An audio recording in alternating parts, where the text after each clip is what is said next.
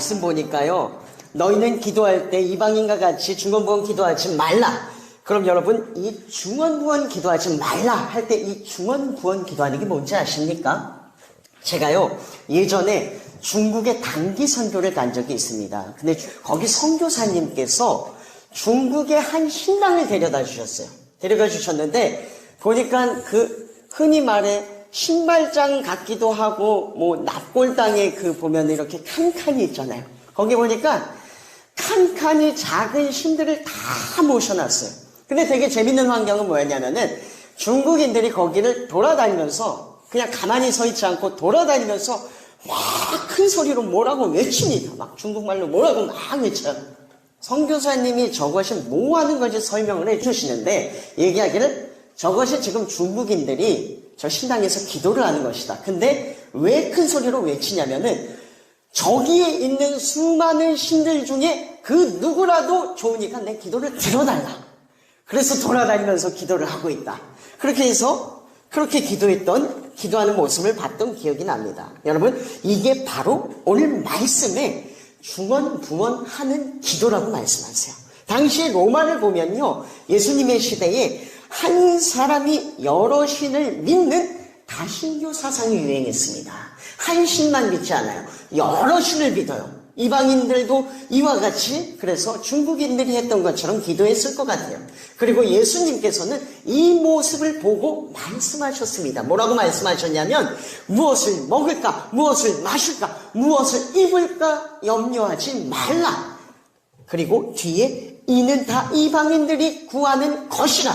즉 염려, 근심, 걱정의 기도, 이미 믿음이 없는 상태에서 나오는 것이기 때문에 동등하게 두 가지는 잘못된 기도라고 말씀하세요. 잘못된 기도라고 말씀하십니다.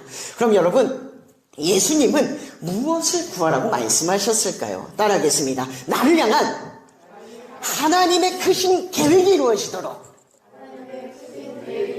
예, 할렐루야. 먼저 그의 나라와 의를 구하라. 그리하면 이 모든 것을 너희에게 더하시리라. 즉 각 개인에게 나에게 맡겨주신 믿음의 길을 달려가라고 말씀하세요. 너희 상황이 욕과 같을지라도 염려하지 말고 나를 믿고 달려가라 이와 같이 말씀하십니다. 어디를 향해 달려갑니까? 나를 향한 하나님의 크신 계획을 향해서 달려가라고 말씀하십니다. 그럼 너의 삶은 내가 책임져 줄게라고 말씀하세요. 여러분, 이것이 우리를 향한 하나님의 약속입니다. 제가 옛날에 어렸을 때, 지금 이제 생각이 나는데 금쪽 같은 내석이라는 프로그램 아시죠? 거기에 요새 또 유명한 아이 하나가 나오더라고요. 이렇게 나오는데 제가 딱 그 모습을 봤는데 저거 어디에서 많이 봤는데 해서 보니까 제 어렸을 때 모습이 거기에 담겨 있는 거예요. 그래서 우리 어머니가 나를 키우시면서 정말 많이 힘드셨겠다, 그런 생각이 들었어요. 정말 어머니 말을 지금 생각해 보니까 어른이 돼서 보니까 그걸 어떻게 참으셨는지 모르겠어요. 이를테면 밥을 먹으라고 그러면 밥을 먹지도 않습니다. 입을 꾹 다물고 밥을 먹지 않아요. 그러면은 처음에는 먹어봐라 어째라 설득을 하다가 나중에는 사정을 하는 거예요. 사정을 하면서 이거 먹으면은 초콜릿을 줄게, 이거 먹으면은 과자를 줄게. 이미 그 전에 과자를 다 숨겨놓으셨어요. 초콜릿을 다 숨겨놓으셨어요. 뭘 원하는지 알았다가 그 밥을 먹어주세요. 양치질을 안 합니다. 양치질을 안 해요. 밤이 됐는데 입을 또 꼭 다물고 양치질을 안 합니다. 그러면은 사정을 하다가 별의별 얘기를 다 하세요. 이제 나중에는 이거 만약에 양치질 하면은 내가 책을 읽어줄게. 제가 어리니까 글씨를 모르니까 엄마가 내가 책을 읽어주면 좋아하는 거를 이미 알고 있는 거야. 근데 지금 생각해 보니까 어머니가 그때 어린 제가 뭘 원하는지 방금 말씀드린 것처럼 다 파악하고 있으셨습니다. 근데 하나님이 오늘 말씀하시는 내용이 이겁니다. 내가 너희에게 무엇이 있어야 할 줄 안다 말씀하세요. 너희가 뭘 원하는지 내가 안다. 여러분 왜 물으시겠습니까? 생각해 보세요. 제가 목회자의 입장에서 봐도 다 이 시야가 좁은 눈으로 봐도 지금 여러분들 한 분 한 분에게 뭐가 필요한지 어느 정도는 느낄 수가 있어요. 근데 하나님이 모르실 리가 없어요. 그래서 하나님이 말씀하시는 것이 너가 뭘 원하는지 다 안다. 그래서 후태여 그거를 다시 한번 구할 필요가 없다라고 말씀하세요. 대신 부모님이 어린아이에게 요구하는 것처럼 영광아 밥 좀 먹어라. 영광아 양치질 좀 해라. 영광아 이것 좀 해라. 하나님은 먼저 그의 나라와 의를 구하라. 너는 나를 믿고 밥만 먹고 달려가라. 그럼 내가 뒤를 책임져 줄게. 이렇게 말씀하십니다. 여러분 선교사님들 보면요. 선교사님들 아시죠? 보면은 대다수의 선교사님들이 그러실 거예요. 선교지에서 활동을 하시다 보니까 선교사님들이 본인의 기도나 혹은 가족의 기도를 거의 하지 못하십니다. 왜냐하면 그때의 그 사람들이 살아가는 환경이 너무나도 열악하다 보니까 다른 것에 관심을 둘 수가 없어요. 근데 삶을 사는 거 보면은 정말 하나님이 그때그때 은혜로 채워주신다는 걸 너무 많이 들었어요. 그들의 자녀를 보면은 어디 미국의 대학 어디 교수로 가 있고 어디 목사가 돼 있고 훌륭한 사람이 돼 있고 자녀를 위해서 기도하지 못했고 가정을 위해서 기도하지 못했고 내 몸도 챙기지 못했는데 하나님이 책임져 주시는 걸 볼 수 있습니다. 하나님이 이것을 약속하셨습니다. 다만 근데 여기서 우리가 오해하면 안 되는 게 한 가지 있어요. 그게 뭐냐면요. 이게 하나님과 나의 거래의 개념은 아닙니다. 내가 이걸 해줄 테니까 너는 저걸 해라. 내가 이걸 하겠습니다. 하나님 저걸 해주십시오. 이런 거래의 개념은 아니에요. 말씀드린 밥 먹고 양치질하는 거 꼭 자녀에게 필요한 겁니다. 꼭 나에게 필요한 거예요. 어린아이가 꼭 해야 될 일입니다. 만약에 남의 자식이라면 뭐를 하든 뭐를 안 하든 신경 쓸 바가 없어요. 그냥 남의 자식인 거예요. 근데 하나님은 나의 자녀에게 요청하시는 거예요. 부모가 요청할 때는 자녀에게 꼭 필요한 것을 요청하세요. 자녀 본인에게 필요한 것을 요청하십니다. 때문에 우리가 이해해야 할 것은 하나님께서 우리에게 요청하시는 것이 하나님 당신의 유익이 아닌 우리 믿음이 성장하는 데에서 꼭 필요한 걸 요구하십니다. 할렐루야. 그래서 이 시간 따라서 선포할게요. 육은 성장할수록 부모를 떠나지만 영은 성장할수록 하나님을 의지하게 된다. 할렐루야. 그럼 또 생각하기에 우리가 그럴 수 있어요. 우리가 무능하기 때문에 우리가 연약하기 때문에 하나님을 의지해야 된다. 네, 여러분 아닙니다. 여러분 하나님을 의지하며 살아간 사람들 한번 볼게요. 누구 있어요? 하나님을 의지하고 살아간 사람들. 조용기 목사님 얼마 전에 사별하셨어요. 빌리 그레엄 목사님, 아브라함 링컨 대통령, 지미 카터 대통령, 다윗. 무능한 사람들은 하나도 없습니다. 절대로 무능하지 않아요. 그럼 뭐냐?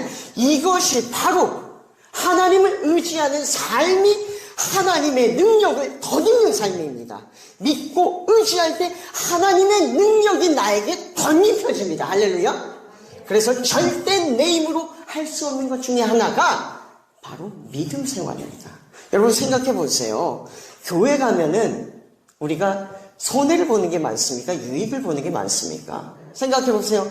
교회 다니면 예수 믿으면 손해가 얼마나 많은지 몰라요. 남들 편히 쉬는 시간, 이 주말에 여기 나와서 예배 드려야 됩니다. 시간이 금이라고 했는데 이 시간을 하나님께 드려야 돼요. 오면 거기서 끝납니까? 헌금 생활해야 돼요. 물질이 중요한 이 시대 가운데 헌금도 생활해야 됩니다. 하나님께 재물 돌려드려야 됩니다. 그럼 거기서 끝납니까? 설령 가족들이 반대하는 분들 계실 거예요. 가족들이 반대하면은 또 가족들한테 핍박도 받고 욕도 받고 눈치도 보면서 교회 생활해야 돼요. 즉 나의 유익을 쫓고 관계를 귀히 여기고 시간을 금으로 여기는 오늘날의 시대적인 상식으로는 도저히 이해할 수 없는 것이 믿음 생활입니다. 때문에 성경에서는 말씀하시는 것이 우리가 믿는 것이 기적이요. 이렇게 말씀하세요. 믿음은 하나님이 주시는 선물이라고 말씀하십니다. 여러분 믿음은요. 내 안에서 절대로 생겨날 수가 없는 겁니다. 하늘로부터 하나님께서 우리에게 주시는 거예요. 그래서 가장 큰 기적은 그럼에도 불구하고 이 모든 손해를 감수하고 예수님이 믿어주는 게 기적입니다. 할렐루야. 옆 사람에게 좀 이렇게 칭찬 칭찬할게요. 당신은 기적의 사람입니다. 시작!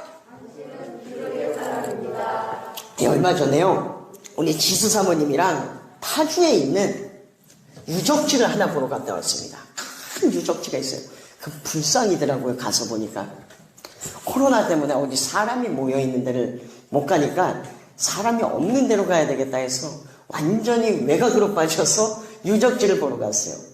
근데 되게 재밌는 게 사찰 안에 산 꼭대기에 그 유적지가 있더라고요. 보통 보면은 산 꼭대기에 절이 있고 사찰이 있고 뭐 그 옆에 뭐 이제 유적지가 있고 그러든지 하잖아요. 근데 거기는 어떠냐면은 사찰이 산을 통째로 품고 있어요. 그 산들을 보면은 다 하나하나 신상이 있고 뭐가 있고 여러 가지가 다 불도 켜져 있고 촛불도 켜져 있고 뭐 거기에다가 기부한 사람들 이름도 적혀 있고 그리고 제일 꼭대기에 그 이제 유적지가 있습니다. 그래서 이제 계단을 하나하나 올라가는데 이제 사찰이 있을 거 아닙니까? 거기 스님이 기도를 하시는데 세상에 저는 TV에서 흔히 뭐 명상할 때 아주 조용하게 이렇게 잔잔하게 기도 나는 걸 봤지 그렇게 기도하시는 스님은 처음 봤어요. 우리 웬만큼 방언 기도하는 것보다 더 빠르게 기도를 하십니다. 목탁이 아주 그냥 부러질 정도로 때리십니다. 들으면서도 막 어떻게 저렇게 기도를 하실까. 그런데 그렇게 너무 듣고 있는데 머리가 너무 깨질 것처럼 아파요. 머리가 너무 깨질 것처럼 아파요. 그래서 오랜만에 산을 올라서 살이 요새 좀 쪘는데 산을 올라서 지금 이런 것인가 지사모한테도 물어봤더니 자기도 머리가 너무 아프다. 머리가 깨질 것처럼. 그래서 도망치듯이 그 사찰을 나왔던 기억이 납니다. 근데 여러분 가만 보면 이게 우리가 하는 이 기도도 엄청난 의식입니다. 이 예배가 엄청난 의식입니다. 하도 우리가 많이 하다 보니까 익숙해져서 모를 뿐이에요. 생각해 보세요. 우리가 금요일날도 기도했잖아요. 기도회 때 보면은 모여서 사람들이 알아듣지도 못하는 말을 하면서 기도합니다. 알아듣지도 못하는 말을 방언으로 막 기도해요. 그리고 또 막 기도하다 보면은 어쩔 때 보면 막 문제도 해결이 돼요. 내가 방언으로 기도하다 보면 또 저쪽에서도 방언이 터져요. 근데 이게 너무 익숙해지다 보니까 느끼지 못하는 겁니다. 여러분 가장 무서운 건요 이 익숙함입니다. 익숙함. 그러니까 이 익숙함에 져져서 믿음의 귀중함을 잊어버리고 능력을 잃어버린 시대가 되어가고 있습니다. 오늘 말씀에 성경에서 지적하신 세속화된 교회의 모습이 이와 같은 것들이에요. 말씀에 보면은 놀라울 만큼 예수님이 지적하신 것, 초대교회를 향해서 말씀하신 제자들의 말들, 오늘날의 신앙인들과 너무나도 우수합니다.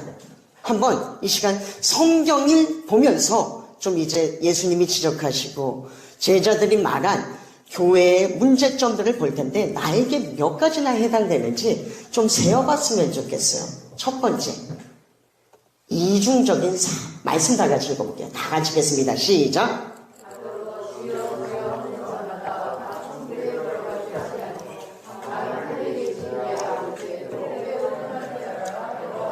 예, 이 경우는요 교회 안에서는 신사숙녀입니다. 근데 교회 밖을 나가는 순간 직장, 가족, 개인의 삶에서는 전혀 다른 180도의 삶을 살아갑니다.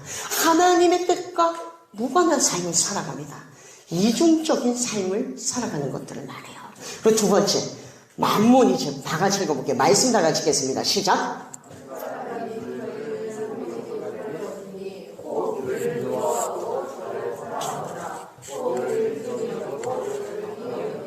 말씀에 이 부분은 어떤 거냐면 하나님과 재물을 지금 보니까 같은 반열에 두고 있습니다. 하나님과 재물 둘 중에 하나를 고르라고 얘기해요. 하나님 둘 중에 하나를 골라라. 그래서 우리는 분명히 생각하기에 나는 이 경우의 케이스의 분들은 나는 하나님을 골랐습니다. 하나님을 선택했습니다. 근데 마음의 중심에는 늘 재물, 번영을 추구하고 있습니다. 심지어 기도할 때마저도 번영을 향한 기도, 물질을 향한 기도를 합니다.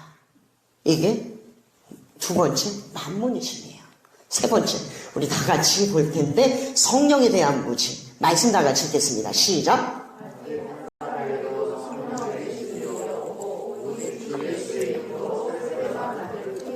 예, 이 경우는 분명 교회를 다닙니다. 예수님도 믿습니다. 삶 가운데 근데 하나님의 능력이 없습니다. 능력으로 살아가지 못해요. 교회에서 은혜를 분명히 받습니다. 그리고 문을 나가서 세상을 살면서 능력을 덧입고 살아가는 게 아니라 세상을 나가서 무너집니다. 다음 주에 또 교회에 와요. 기도회에 와요. 은혜를 받습니다. 또 세상에 나가서 또다시 무너집니다. 이 사이클이 계속 반복돼요. 성령에 대한 무지입니다. 몇 개나 이상 되시나요? 여러분, 우리가 순결한 믿음을 회복합시다. 할렐루야. 예. 말씀의 결론을 맺도록 하겠습니다. 예. 여러분, 하나님은 우리의 필요를 완전하게 아십니다. 그러므로 우리는 아버지께서 이미 아시는 것을 구태여 다시 구할 필요는 없습니다. 다만 모든 상황 속에서 나를 향한 하나님의 뜻을 이루기 위해 믿음으로 달려가시길 바랍니다. 우리가 다른 믿음이 아닌 그 믿음으로 천국을 가는 거예요. 그 믿음으로 천국을 가는 거예요. 그래서 하나님은 우리에게 필요한 걸 요구하시는 겁니다.